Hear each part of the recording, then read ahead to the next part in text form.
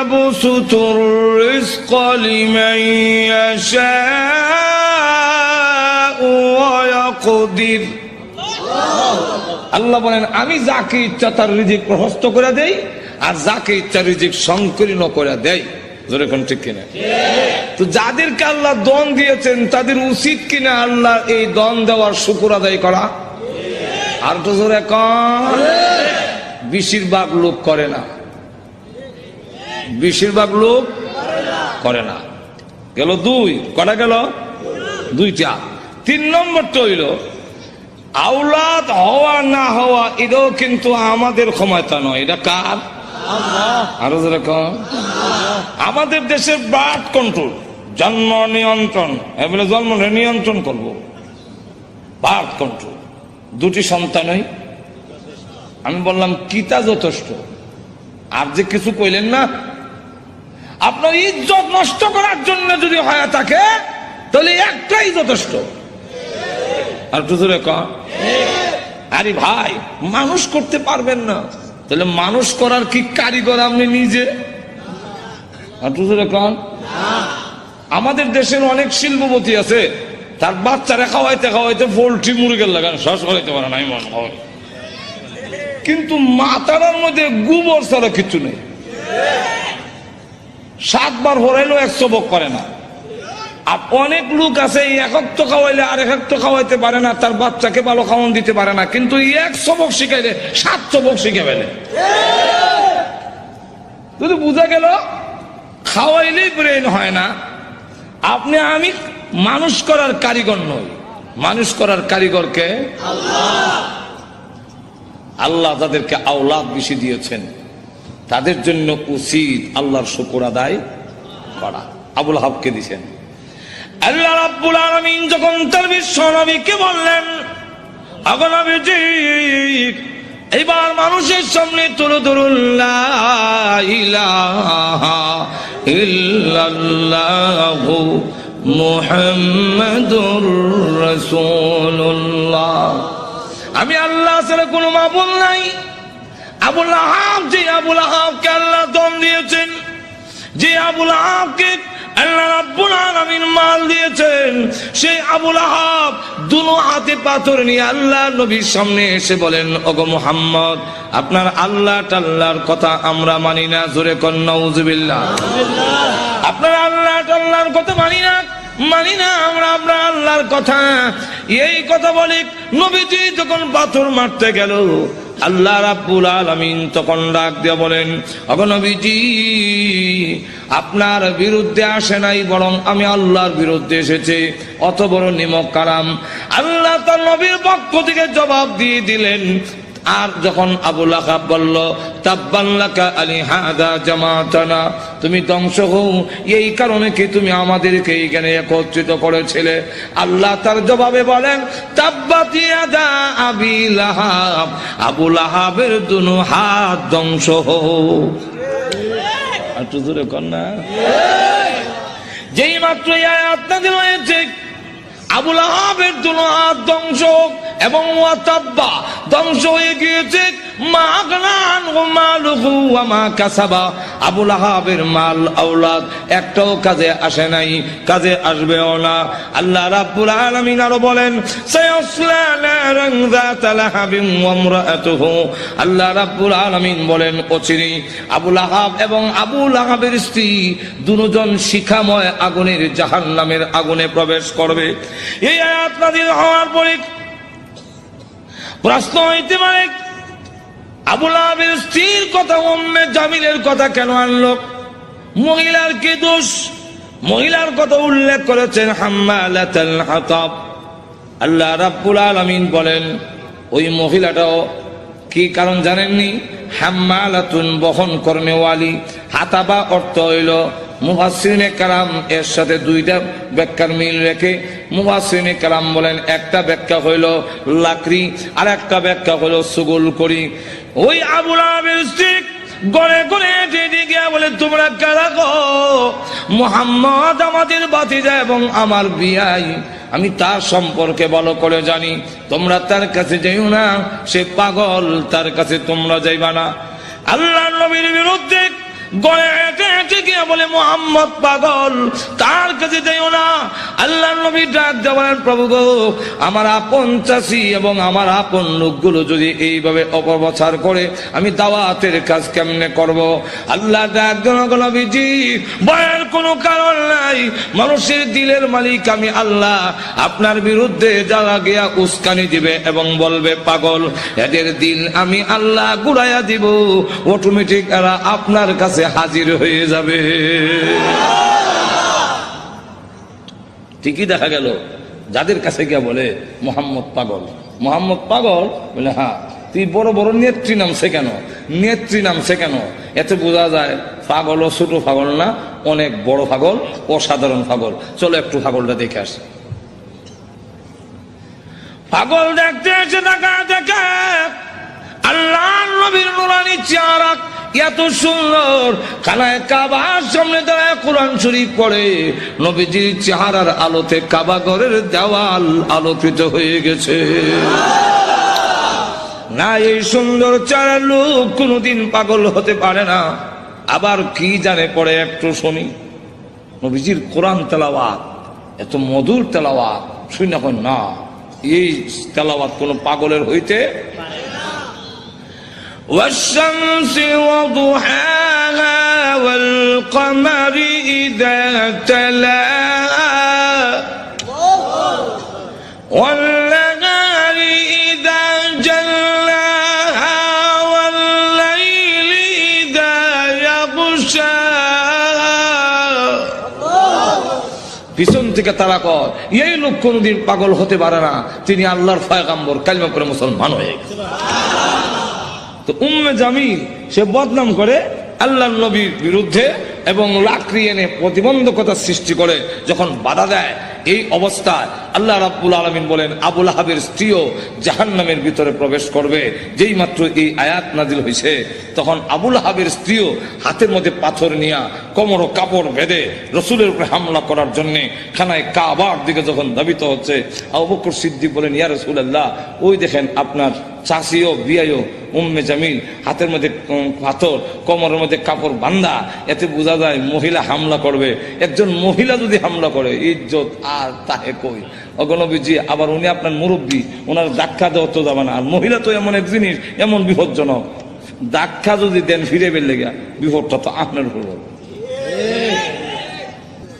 আমার তো এমন লক্ষ্য করে দেখেন, উম্মে জামিল সে পাথর লেগে গেছে, রসুলকে মারবে, কেমন হাওয়া। আবু বকর সিদ্দিক বলে অসুবিধা হইতেছে না তো? আরো অসুবিধা হইতেছে, শেষ করে দেন।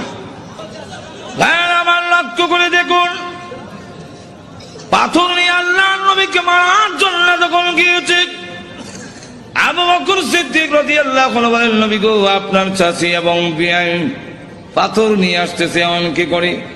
নবীজি ডাক দিয়ে আবু বকর, চিন্তার কোনো কারণ নাই, আমি মহান আল্লাহর কোরআন পড়ব, মহান আল্লাহ আমার হেফাজত করবেন। এই বলে রসুল আরম্ভ করে দিয়েছেন ইয়াসিন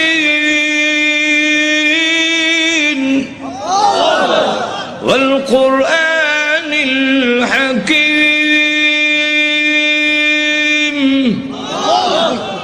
উম্মে জামিল কাছে গিয়া কয়, এ আবু বকর, একা একা বসে রইছ, তোমার সাথী মুহাম্মদ কই আজকে? আবু বকর সিদ্দিক রাদিয়াল্লাহু আনহু বলেন, আমি দেখি আমার পাশে বইয়া কোরআন শরীফ পড়তেছে, নবী দেখতেছি আর কানে শুনতেছি। মহিলা জিগায় মুহাম্মদ কও, তা তো বোঝা যায় দেখে না, দেখে না যেমন আমি কইলাম কি। উম্মে জামিল হুমকি দেয়, তার ভাগ্য ভালো, তার কপাল ভালো, পাইলাম না, লুকাইয়ে গেছে, লুকাইয়ে গেছে, পাইলাম না, হ্যাঁ ভাগ্য ভালা। আর না হ্যাঁ আন্দাজ পাইছে না, আমার ডাবল হওয়ার, ডাবল হওয়ার মানে দেশ যারা চালায়, এক সর্দারের বউ আমি, আরেক সর্দারের কন্যা। আবু জাহেল আমার বাপ, আবু লাহাব আমার স্বামী। আর ভেঙে ফেলল, ডাবল হওয়া। ডাবল হওয়ার কেমন হইল? সব তোর ভাঙ্গে কোয়া যায় না, বিপদ তো আছে। আমার ডাবল পাওয়ার পাইলাম না, তার ভাগ্য বালা। আবু বকর সিদ্দিক বলেন আমি দেখি তুই দেখস নাই। আবু বকর সিদ্দিক বলেন হুজুর আমি দেখি, সে দেখলো না কেন?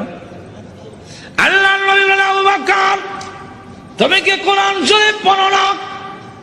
আল্লাহ রাব্বুল আলামিন আগে আমাকে জানায়া দিয়েছেন وَإِذَا قَرَأْتَ الْقُرْآنَ جَعَلْنَا بَيْنَكَ وَبَيْنَ الَّذِينَ يُؤْمِنُونَ بِالْآخِرَةِ حِجَابًا مَسْتُورًا। হে নবী আপনি যখন কোরআন শরীফ পড়েন তখন আপনার আর অবিশ্বাসী বেঈমান কাফেরের মাঝে আমি আল্লাহ হিজাবাম মাসতুরা গোপন পর্দা দিয়া আপনারে ঢেকে ফেলি। রাসূল বলেন আবু বকর গোপন পর্দাটা কি জানো? ওয়াল্লাহু আ'লামু রাসূলুহু, আল্লাহর রাসূল বলেন আমি যেই দিকে তাকাই সেই দিকেই দেখি অসংখ্য ফেরেশতা আমাকে ঘেরাও করে দাঁড়িয়ে আছে।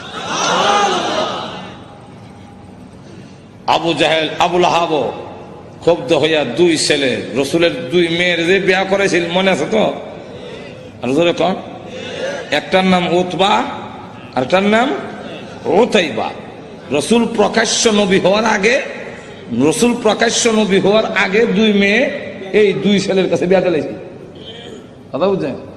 এখন সে এই দুইজনের এটা কেন না কয় তোমাদের শ্বশুর মুহাম্মদের কাছে আমার এবং তোর মার বিরুদ্ধে কোরআনের আয়াত নাযিল হয়েছে, অতএব তোমরা দুজন গিয়ে মুহাম্মদের সামনে বলতে হবে আপনার আল্লাহ টাল্লাহ মানি না। আর একটু জোরে কর না। আল্লাহ টাল্লাহ যেমন বোঝা যায় সাটা, জোরে কোন ঠিক কেমন অবজ্ঞা, অবজ্ঞা কেমন চিন্তা করেন, নিমক আরাম কারে কয়, জোরে কোন ঠিক না? তো গিয়া বলবি আল্লাহ টাল্লাহ মানি না, আর মুহাম্মদের দুই মেয়েকে তালাক দিয়ে আসতে হবে, আর না হয় আমি মনে করব তোমরা আমার অবাধ্য, আর আমার অবাধ্য হইলে যে কিছু পাইবা না এটা তো বুঝো। যেমন বাপ ইমুন ফুলা, এটা তো বলার দরকার ছিল। আপনার কথা না মানলে অবাধ্য, আর আল্লাহর কথা না মানলে আর বড় অবাধ্য। কোন ঠিক কিনা? আপনার কথা না মানলে আপনার সম্পত্তি থেকে বঞ্চিত হব, আর আল্লাহর কথা না মানলে, নবীর কথা না মানলে জান্নাত থেকে বঞ্চিত হব। অনেক সাহাবীরা তো এরকম করছেন যে বাড়িঘর ছাড়তে রাজি, কিন্তু আল্লাহ রসুল ছাড়তে আর তো জোরে কর না। গভীর রজনীতে আল্লাহ নবী বিশ্ব নবী রাহমাতুল লিল আলামিন হুজরা শরীফ থেকে প্রচন্ড শীতের মধ্যে বের হয়েছেন। এমনি তাকায়া দেখে একজন বাঁকা হইয়া দাঁড়াইছে, সোজা হইয়া দাঁড়াতে পারে না, কাপড় এইভাবে ধরে রেখেছে। দাঁড়ায় বলেন আসসালাতু ওয়াসসালামু আলাইকা ইয়া রাসূলুল্লাহ। আল্লাহ নবী বলেন কে রে তুমি এত গভীর রজনীতে আমাকে সালাম দিচ্ছ? আল্লাহ নবী যেই মাত্র জিজ্ঞাসা করলেন উনি ডাক দিয়ে হুজুর আপনি কি আমাকে চিনতে পারেন নাই? আমি আব্দুল্লাহ। আল্লাহ নবী বলেন কোন আব্দুল্লাহ? ওগো নবীজি কিছুদিন আগে ইসলাম ধর্ম গ্রহণ করেছি, আমার নাম ছিল আব্দুল উজ্জা, আমি আপনার নামটা পরিবর্তন করে আব্দুল্লাহ রেখেছেন, আমি সেই আব্দুল্লাহ।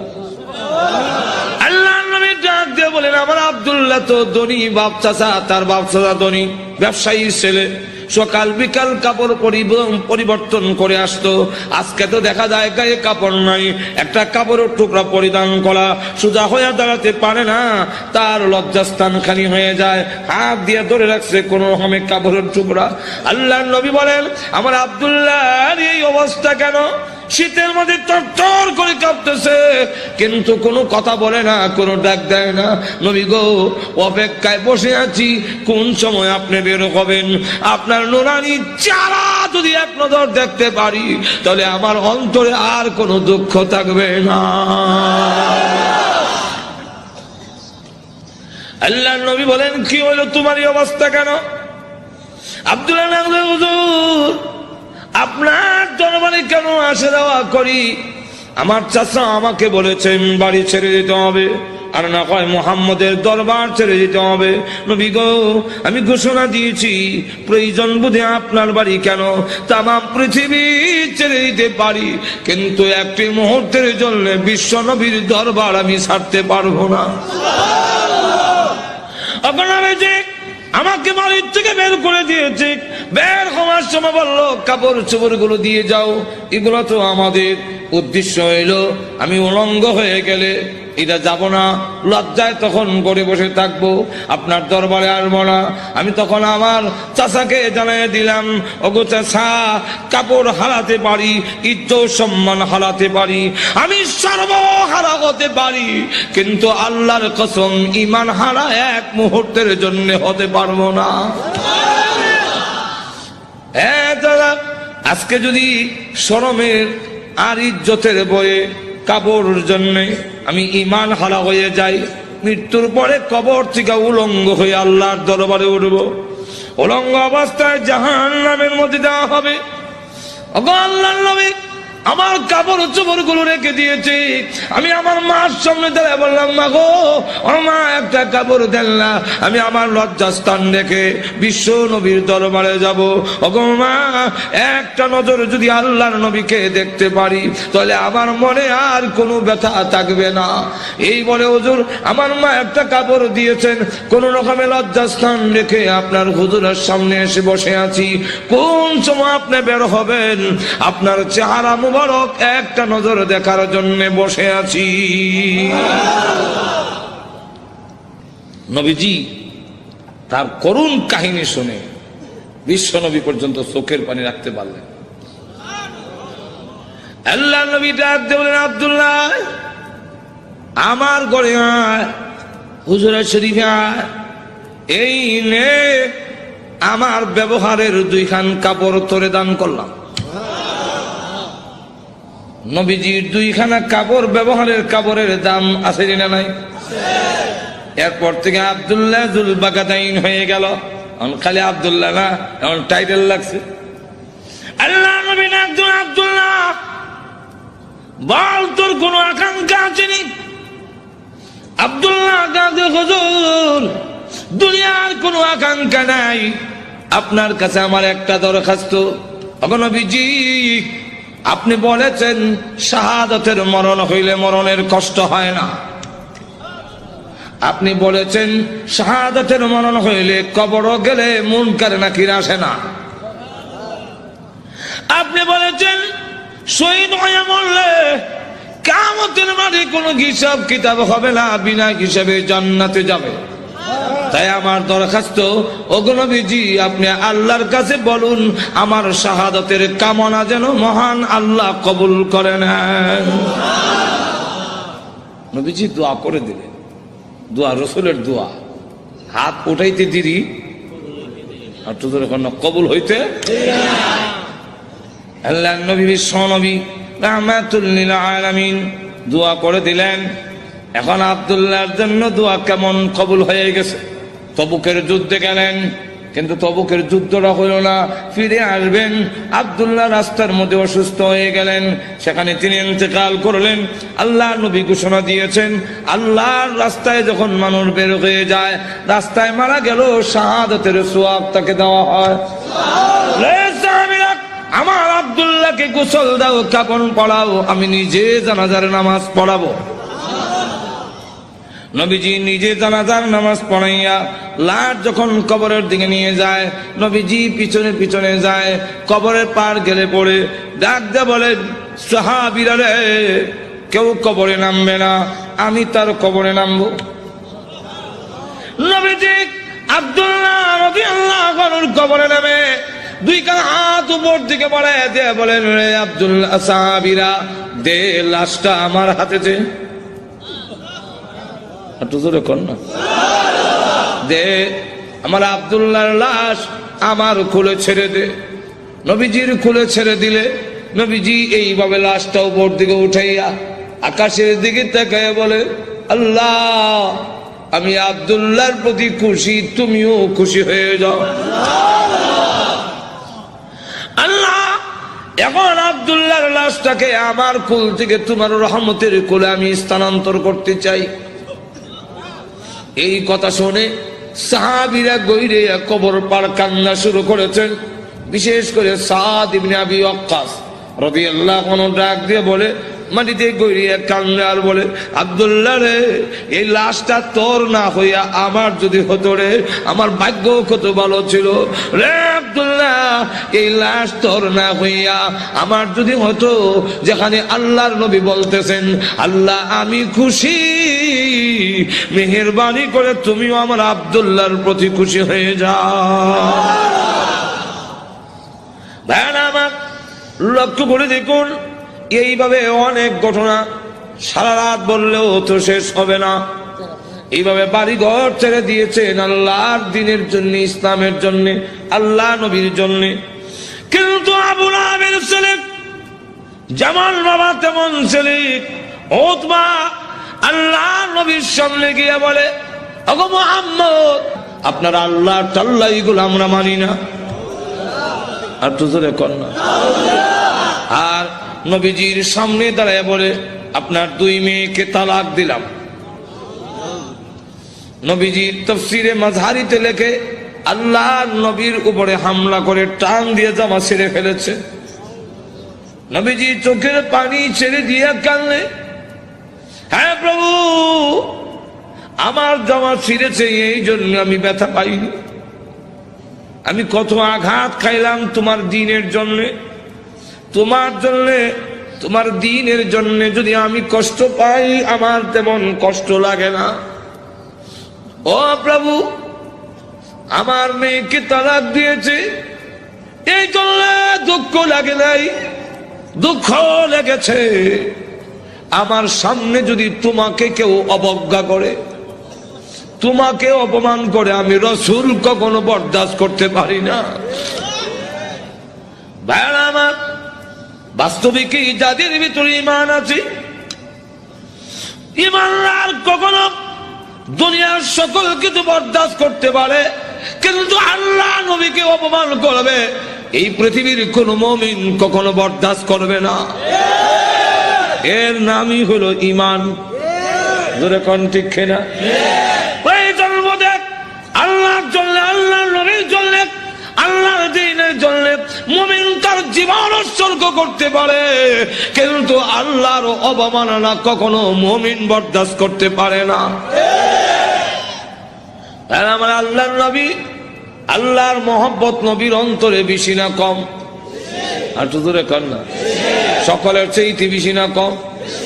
নবীজি কান্দেন আর বলেন, প্রভু গো, আমার সামনে কেমনে কয় তুমি আল্লাহ টাল্লাহ, এত বড় নিমক কারাম আল্লাহ আমি কেমনে বরদাস্ত করি? আল্লাহ ডাক দেওয়ার, নবী গো, আমি বানাইছি, নিজের সন্তান যদি নিজের দারিদ্র্যের টান মারে দুঃখ লাগে না? না লাগে? নিজের সন্তান যদি কিল মারে, খাবলায়, কষ্ট লাগে না? আপনার কষ্ট লাগে না, কিন্তু দেখবেন আপনার মা এই জিনিসটা বরদাস্ত করবে না। আপনার ছেলে আপনাকে যদি দারিদ্র্যের টান মারে, আপনার কিন্তু কষ্ট লাগে না? আপনার যদি খাবলা মারে, আপনার কষ্ট লাগে না? মাথা ষোলো টানে, আপনার কষ্ট লাগে না? লাথি মারে, কষ্ট লাগে না? কিন্তু আপনার মা যদি দেখে, তখন বরদাস্ত করে না। দেখি তাহলে আল্লাহ ডাক দিয়ে বলেন, আমি বানাইছি মানুষ, এই মানুষ যদি আমার সাথে বেয়াদবি করে, আমাকে গালি দেয়, আমার বিরুদ্ধে বলে, এত আঘাত লাগে না, কিন্তু আমার নবীকে যদি কেউ কিছু কয়, আমি আল্লাহ বরদাস্ত করি না। আমার নবীর বেয়াদব আমি আল্লাহ ছাড় দেই না। আমার নবীর গায়ে আঘাত করলে আমার কষ্ট লাগে। সে পাথর নিয়ে আপনাকে মারতে এসেছে, এই জন্য আমি আল্লাহ আয়াত নাযিল করে জানায়া দিলাম। নবীজি এখন বদদুয়া করেন, আল্লাহ তোমার কুকুর সমূহ থেকে একটা কুকুরের উপরে মুসাল্লাত করে দাও, ছড়ায়া দাও। আল্লাহ আবু লাহাবের ছেলে উতবার উপরে তুমি কুত্তা লাগায়া দাও। আল্লাহ নবীর দোয়া হোক, বদদুয়া হোক, জবান থেকে বের হতে দেরি হয়, আল্লাহর দরবারে তা কবুল হইতে একটা মিনিট দেরি হয় না। আর না হয় উমর যেখানে তরবারি নিয়ে গেলেন নবীকে মারার জন্য, ঘুরে গেল আর একদিকে ঘরের কাছে গিয়ে শুনে, সামনে গিয়া শুনলো যে তোমার বোনের জামাই মুসলমান হয়ে গেছে। সেখানে গিয়ে যখন ঘরের সামনে দাঁড়াইছে, শুনে ঘরের ভিতর থেকে কোরআনের আওয়াজ আসে। হ্যাঁ, কিসের আওয়াজ? আস্তে আস্তে পড়তেছে, আউযু বিল্লাহি মিনাশ শাইতানির রাজীম। উমরকে কি পড়ে কলজা দিছিল না। বিসমিল্লাহির রহমানির রহিম।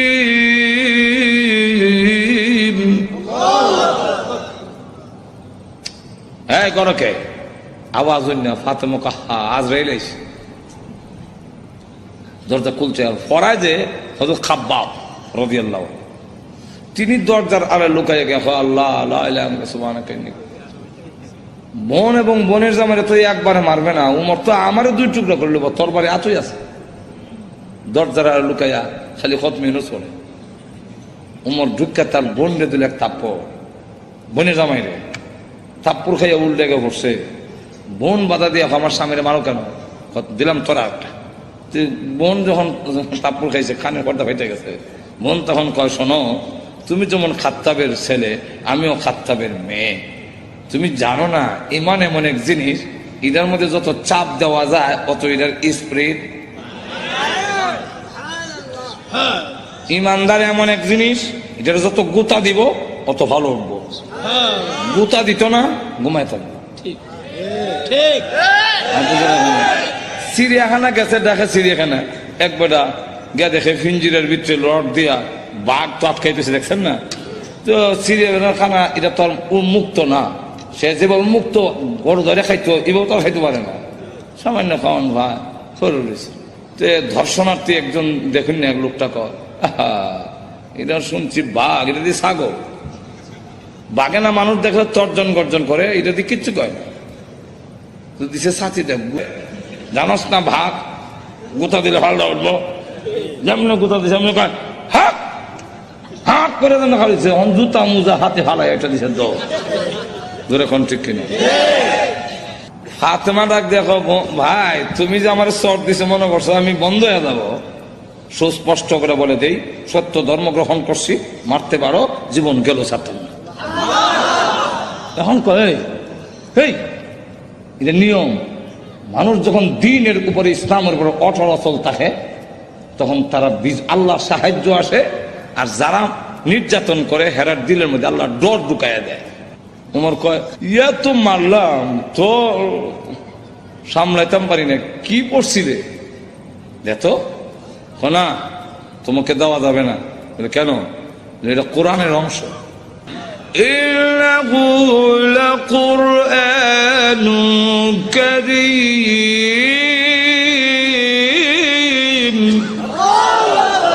ফি কিতাবিম মাকনুন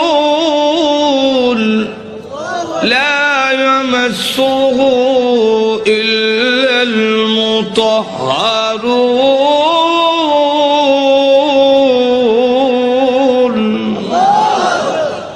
সম্মানিত কোরআন লোহে মাহফুজে সংরক্ষিত, এটা স্পর্শ করা যায় না অপবিত্র অবস্থায়। তখন কি করতে হবে? বলে গোসল করে আও, কাফেররা তো মুত্তা পানি লয় না, তুমি মুত্তা পরিষ্কার হয়ে আও। দিছে এখন বেড়াইছে কোরআন পড়ে, তাহা মা আনজালনা আলাইকাল কুরআনা লিতাশকা। পড়তে পড়তে যখন ওই আয়াত পর্যন্ত গেছে, ইন্নানি আনাল্লাহু লা ইলাহা ইল্লা আনা ফা'বুদনি।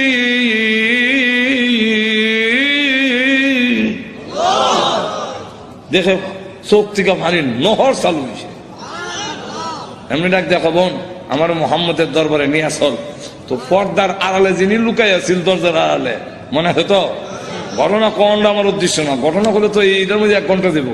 ঘটনা হওয়া উদ্দেশ্য না, উদ্দেশ্য রইল ওই কথাটা বুঝে পেলে গা দরজার আল থেকে এমনি কয় আর লুকায় থেকে লাভ নাই, ওখান বুঝে লেছি উমর মারতো না।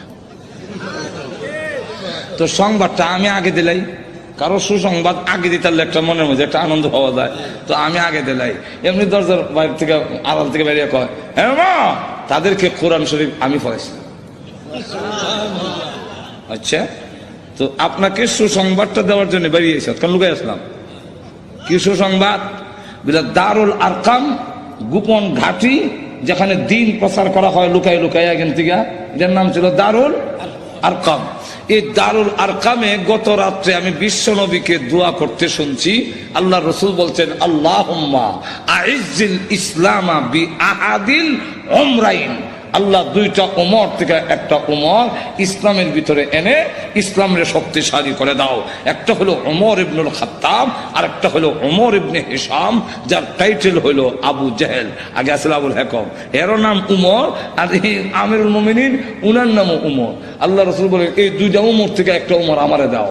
আল্লাহ রাব্বুল আলামিন মনে হয় গত রাত্রের রসুলের দোয়াটা তোমার বেলায় কবুল হয়ে গেছে। কথাটা বুঝলেন? তো রসুল দোয়া করতে দেরি হয়, বোধ দোয়া হোক এরকম। তো এই অবস্থায় দোয়া যখন বোধ দোয়া হোক আর দোয়া হোক কবুল হয়ে যায়, রসুল যখন কইয়া দিলেন কুকুর সমূহ থেকে একটা কুকুর সরাইয়া দাও, এখন দেখেন কি হয়। আবু লাহাবের ছেলে উতবা, সে সিরিয়ার থেকে ব্যবসায়ী কাফেলা নিয়ে আসতেছে, রাস্তার এক জায়গার মধ্যে বিশ্রামের জন্য তাদের গমের বস্তা খেজুরের বস্তা তৈছে, এমনি দেখে পাহাড়ের টিলার মধ্যে একটা ভাগ বৈশা খালি মাথা ঘুরাইয়া আবু লাহাবের ছেলে উতবারে ভালো করে দেখে, যেমন বোঝা যায় গোয়েন্দা অফিসার আসামি দেখতেছে।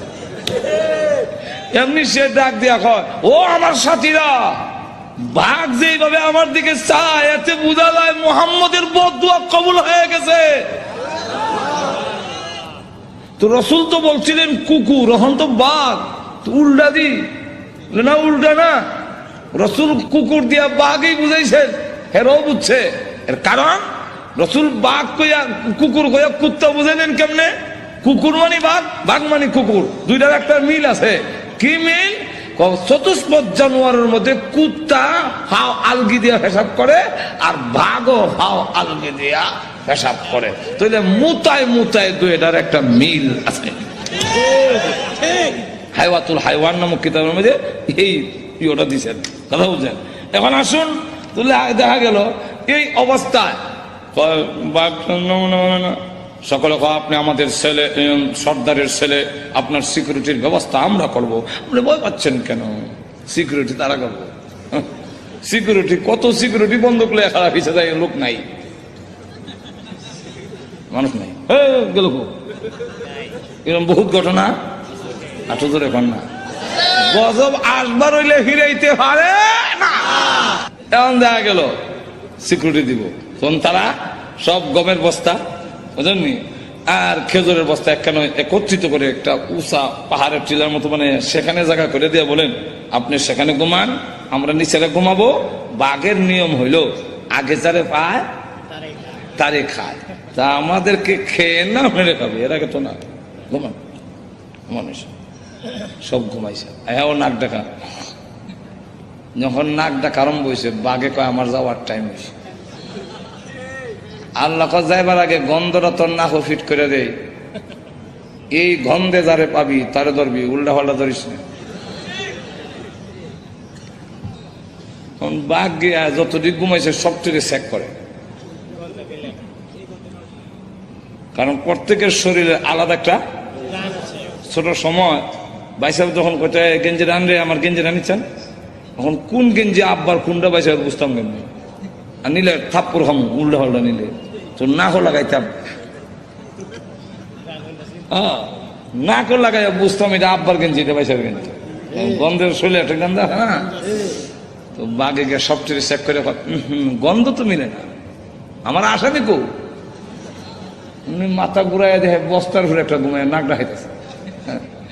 তাহলে এটা দেখে ফেলি, লাভ দিয়ে বস্তার ঘুরছে, ওইটা নাক লাগাইতে পারে, এই যে আমার আসামি বলা হচ্ছে নিচে নিয়া মাথা এখানে, পা এখানে, হাত এখানে, নারী বুড়ি এখানে, আলাদা আলাদা করিয়া মাছের ভাগার মতো ছড়াইয়া বাঘ আবার গিয়ে টিলাত বৈশা পলক দৃষ্টিতে তাকে রয়েছে। এরা ঘুম থেকে উঠতে যখন চিৎকার দিবে, আমি আনন্দ করব, আল্লাহ এবং নবীর দুশমন রে আমি খতম করেছি। এরা ঘুম থেকে সিকিউরিটি দিল, সিকিউরিটি আমাদের শেষ করে ফেলেছে, আমি করছি। আল্লাহ তখন আয়াত নাযিল করলেন, এই হলো শানে নজরুল। আয়াত নাযিল করে বলেন, কুতিলাল ইনসানু মা আকফারাহু,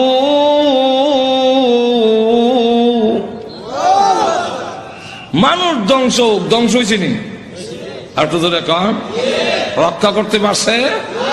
আপনি আমিও ধ্বংস হব মরণের সময়, কেউ আমাদের রক্ষা করতে। আর তো ধরে কন কাল্লা ইযা বালাগাতিত তারাকিয়া ওয়া কিলা মান রাক,